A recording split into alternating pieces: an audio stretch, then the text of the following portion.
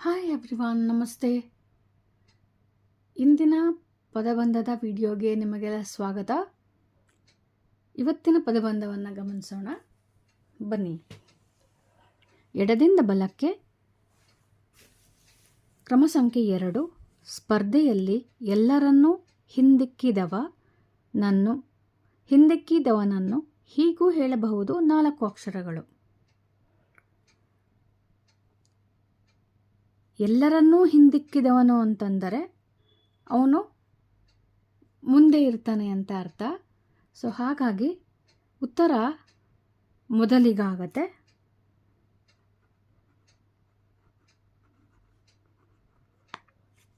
ಮೊದಲು ಬಂದವನು ಉಳಿದವರನ್ನು ಹಿಂದೆ ಮಾಡ್ತಾನೆ ಅಂತ ಅರ್ಥ. ಸೊ 5ನೇಯದನ್ನು ನೋಡೋಣ. ಕ್ರಮ ಸಂಖ್ಯೆ 5. ರೈಲು ಚಲಿಸುವ ಹಾದಿ 2 ಅಕ್ಷರಗಳು. ರೈಲು ಚಲಿಸುವ ಹಾದಿಗೆ ಹಳಿ ಅಂತ ಹೇಳ್ತೀವಿ. ಇಂಗ್ಲೀಷಲ್ಲಿ ಅದನ್ನು ಟ್ರ್ಯಾಕ್ ಅಂತ ಹೇಳ್ತಾರೆ. ಈಗ 6ನೇದನ್ನು ನೋಡೋಣ. ಸೂಫಿ ಪದ್ಧತಿಯ ಗಾಯನ 3 ಅಕ್ಷರಗಳು. ಉತ್ತರ ಕವಾಲಿ.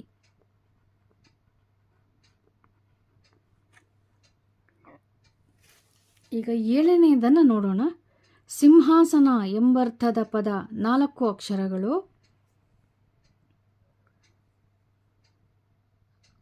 ಸಿಂಹಾಸನ ಅನ್ನುವ ಪದಕ್ಕೆ ಸಮಾನಾರ್ಥಕ ಪದಗಳು 4 ಅಕ್ಷರದ್ದು ಸುಮಾರಿದೆ. ಈ ಪದಬಂಧಕ್ಕೆ ಸೂಕ್ತವಾಗುವಂತಹ ಹೆಸರೇನೆಂದರೆ ಸಿಂಹಾಸನ. ಸಿಂಹಾಸನ ಯಾರು ಕೂರ್ತಾರೆ? ರಾಜ ಕೂರುವಂತಹ ಸ್ಥಾನ. ಹಾಗಾಗಿ ರಾಜನಿಗೆ ಸಮಾನಾರ್ಥಕ ಪದ ನೃಪ, ಮತ್ತು ಆಸನಕ್ಕೆ ಸಮಾನಾರ್ಥಕ ಪದ ಪೀಠ. ಸೊ ಉತ್ತರ ಇದು ನೃಪಪೀಠ. ಪೀಠ. ಓಕೆ, ಮುಂದಿನ ಕ್ರಮ ಸಂಖ್ಯೆ 8 ನೋಡೋಣ. ಕಾವ್ಯ, ನಾಟಕ ಮುಂತಾದ ಸೃಜನಾತ್ಮಕ ಬರವಣಿಗೆ 3 ಅಕ್ಷರಗಳು. ಉತ್ತರ ಸಾಹಿತ್ಯ.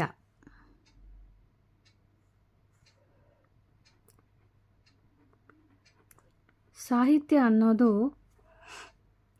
ನಾಟಕ, ಕಾವ್ಯ ಮತ್ತು ಇದಕ್ಕೆ ಸಂಬಂಧಪಟ್ಟಂಗೆ ಸೃಜನಾತ್ಮಕ ಅಂದರೆ ಕ್ರಿಯೇಟಿವ್ ರೈಟಿಂಗಿಗೆ ಸಾಹಿತ್ಯ ಅಂತ ಹೇಳ್ತಾರೆ. 9ನೇಯ ಕ್ಲೂ ಅನ್ನು ಗಮನಿಸೋಣ. ಹಾಗಲಕಾಯಿಯ ರುಚಿ 2 ಅಕ್ಷರ. ಇದು ಎಲ್ಲರಿಗೂ ಗೊತ್ತಿರೋ ವಿಷಯನೇ. ಉತ್ತರ ಕಹಿ. ಈಗ 11ನೇದನ್ನು ನೋಡೋಣ. ದಿಕ್ಕು ಎಂಬರ್ಥದ ಸ್ತ್ರೀನಾಮ 2 ಅಕ್ಷರ. ಇದು ಮೊದಲೇ ಮಾಡಿರುವಂಥ ವಿಡಿಯೋಗಳಲ್ಲಿ ಈ ಒಂದು ಕ್ಲೂನ ಉತ್ತರ ಕೂಡ ಇದೆ. ಸೊ ಯಾವುದೇ ಪದಬಂಧದಲ್ಲಿ ಕ್ಲೂಗಳು ರಿಪೀಟ್ ಆಗೋ ಸಾಧ್ಯತೆ ಕೂಡ ಇರುತ್ತೆ. ಸೊ ಹಾಗಾಗಿ ಇದರ ಉತ್ತರ ದಿಶಾ. ದಿಶಾ ಅಂದರೆ ದಿಕ್ಕು. 13ನೇದು ನಂಬಲಸಾಧ್ಯವಾದ ಘಟನೆ 3 ಅಕ್ಷರಗಳು. ನಂಬಕ್ಕೆ ಆಗದಿರುವಂತಹ ಯಾವುದೇ ಒಂದು ಘಟನೆಯನ್ನು ನಾವು ಪವಾಡ ಅಂತ ಕರಿತೀವಿ. ಉತ್ತರ ಪವಾಡ.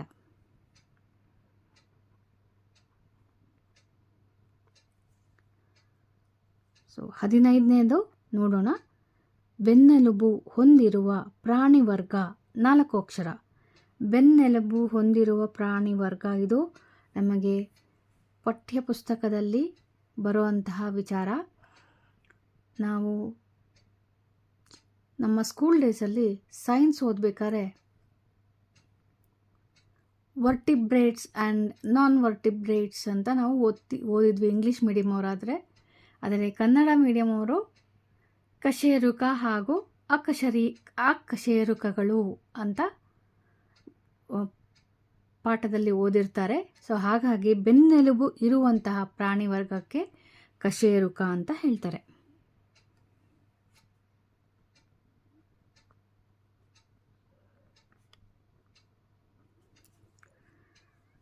ಈಗ 17ನೇದನ್ನು ನೋಡೋಣ.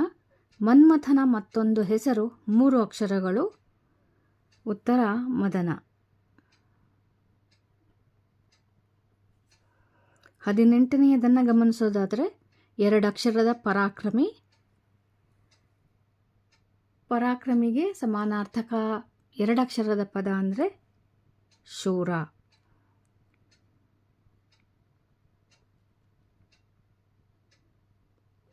ಶೂರ. 19ನೇದು ಗ್ರೀಕರ ಪುರಾಣದಲ್ಲಿ ಇದೆ ಎನ್ನಲಾದ ಒಂದು ಕಾಲ್ಪನಿಕ ಪ್ರಾಣಿ 4 ಅಕ್ಷರಗಳು. ಇದು ನನಗೂ ಕೂಡ ಗೊತ್ತಿಲ್ಲದೆ ಇರೋವಂಥದ್ದು ಪದವಾಗಿತ್ತು. ಸೊ ಅದನ್ನು ಹುಡುಕಿ ಉತ್ತರವನ್ನು ಕಂಡುಹಿಡಿದಿದ್ದೀನಿ. ಉತ್ತರ ಶಹಾಮೃಗ.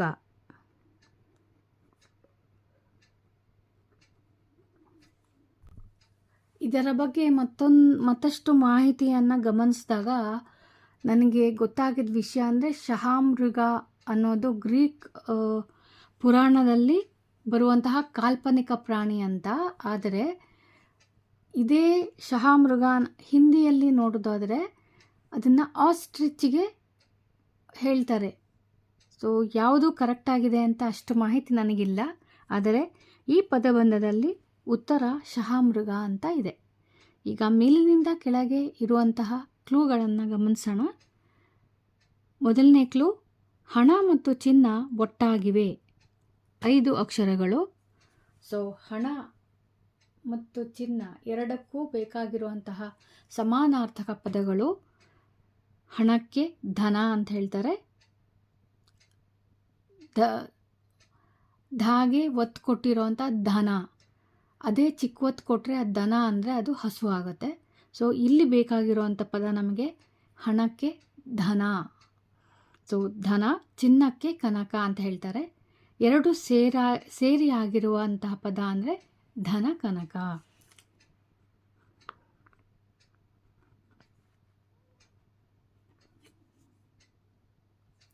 ಎರಡನೆಯದು ರಹಸ್ಯ ನಗುವಿನ ಸುಂದರಿ 4 ಅಕ್ಷರಗಳು. ಸೊ ನಮಗೆ ಒಂದೇ ಒಂದು ಅಕ್ಷರನ ನಾವು ಬರಿಬೇಕಷ್ಟೆ. ಸೊ ಉತ್ತರ ಮೊನಾಲಿಸಾ. ಮೊನಾಲಿಸಾ. ಮೊನಾಲಿಸಾ ಲಿಯನಾರ್ಡೋ ಡಾ ವಿಂಚಿ ಅನ್ನುವ ತುಂಬ ಫೇಮಸ್ ಆರ್ಟಿಸ್ಟ್ ಬರೆದಿರುವಂತಹ ಕಲಾಕೃತಿ. ಸೊ ಮೊನಾಲಿಸಾ ಚಿತ್ರವು ಸ್ಮೈಲಿಗೋಸ್ಕರ ಸುಪ್ರಸಿದ್ಧ. ಸೊ ಹಾಗಾಗಿ ಅದನ್ನು ಮೊನಾಲಿಸಾ ಅನ್ನೋ ಪಾತ್ರವನ್ನು ರಹಸ್ಯ ನಗುವಿನ ಸುಂದರಿ ಅಂತ ಹೇಳ್ತಾರೆ. 3ನೇ ಕ್ರಮ ಸಂಖ್ಯೆಯನ್ನು ನೋಡೋದಾದರೆ ಇಲ್ಲೂ ಕೂಡ ಮಧ್ಯದ ಒಂದು ಅಕ್ಷರವನ್ನು ಮಾತ್ರ ಬರಿಬೇಕು, ಊಹಿಸಿ. ಸೊ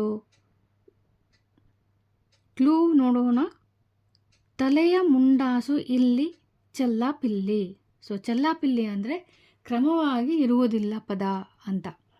ಸೊ ಹಾಗಾಗಿ ಇಲ್ಲಿ ಗ ಮತ್ತು ಪ ಅನ್ನೋದು ಇಲ್ಲಿ ಸಿಕ್ಕಾಗಿದೆ ಉತ್ತರ ಒಂದು ಪಗಡಿ ಆಗತ್ತೆ.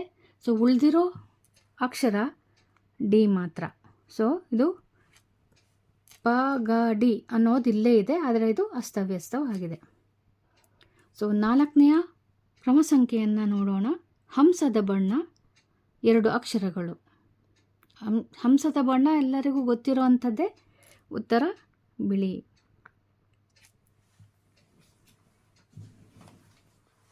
ಈಗ 5ನೇದನ್ನು ನೋಡೋಣ.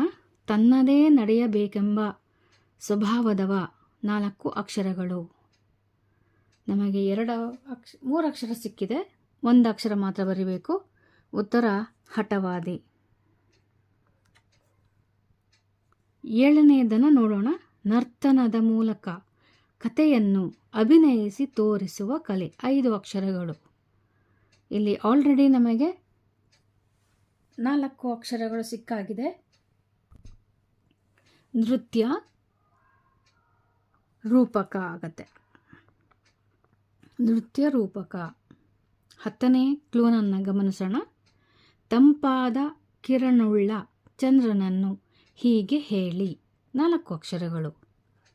ಚಂದ್ರನ ಸಮಾನಾರ್ಥಕ ಪದ, ಆದರೆ ಆ ಪದ ತಂಪಾದ ಕಿರಣವುಳ್ಳ ಚಂದ್ರ ಅನ್ನುವ ಅರ್ಥ ಬರುವಂಥ ಪದವಾಗಿರಬೇಕು. ಅದು 4 ಅಕ್ಷರದಾಗಿರಬೇಕು.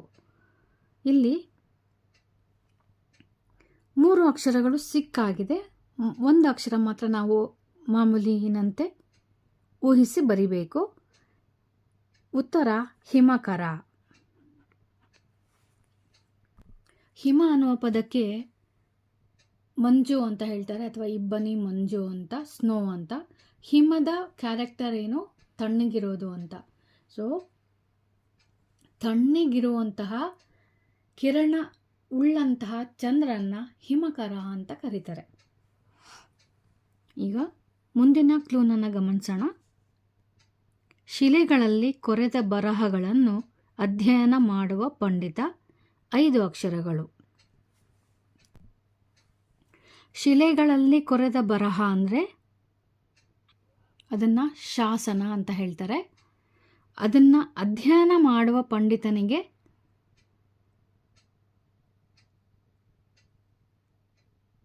ತಜ್ಞ ಅಂತ ಹೇಳ್ತಾರೆ. ಸೊ ಶಾಸನ ತಜ್ಞ.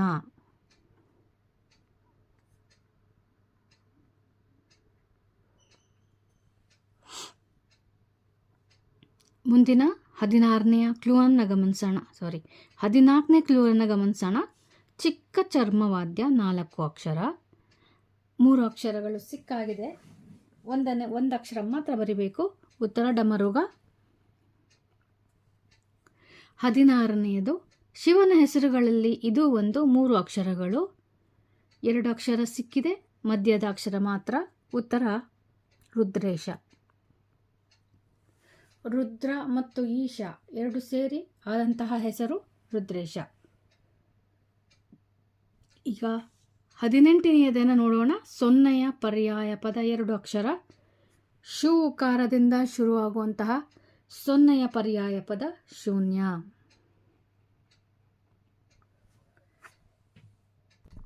ಈ ಪದದೊಂದಿಗೆ ಇವತ್ತಿನ ಪದಬಂಧ ಕಂಪ್ಲೀಟ್ ಆಗಿದೆ. ಇವತ್ತಿನ ಪದಬಂಧದಲ್ಲಿ ನೀವು ಯಾವ ಹೊಸ ಪದಗಳನ್ನು ಕಲ್ತ್ರಿ ಅಂತ ನನಗೆ ತಿಳಿಸಿ. ಮತ್ತೆ ಮುಂದಿನ ವಿಡಿಯೋದಲ್ಲಿ ಮತ್ತೊಂದು ಪದಬಂಧದೊಂದಿಗೆ ಮತ್ತೆ ಭೇಟಿ ಆಗ್ತೀನಿ. ಅಲ್ಲಿಯವರೆಗೆ ಟೇಕ್ ಕೇರ್. ನಮಸ್ತೆ.